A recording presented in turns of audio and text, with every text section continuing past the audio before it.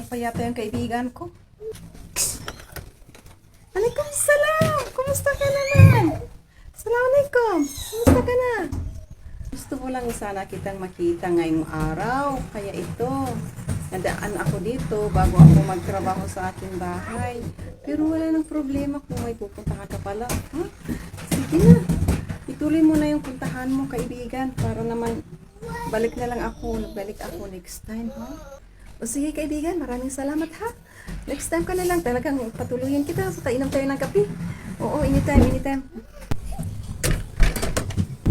Dito ako maghintay ng sasakyan. At nandito na ako sa loob ng sasakyan. Mga ilang minuto lang, aabot na ako sa paaralan ng aking anak. Kasi puntahan ko yung paaralan niya. At ito yung mga tanawin. Tingnan ninyo sa may bintana. Pwede nyo makita rin yung anong makikita ko dito sa aming mga paligid. At ito yung nakasakay sa harapan. Bumaba siya, ayan. At ituloy ko yung paglakad ko.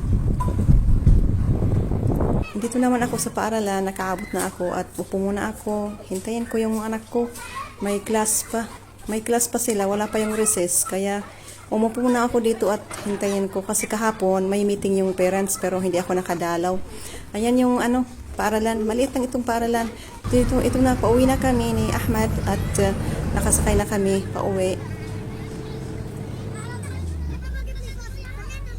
Alhamdulillah, nakarating na kami sa bahay at i-close na ang gate.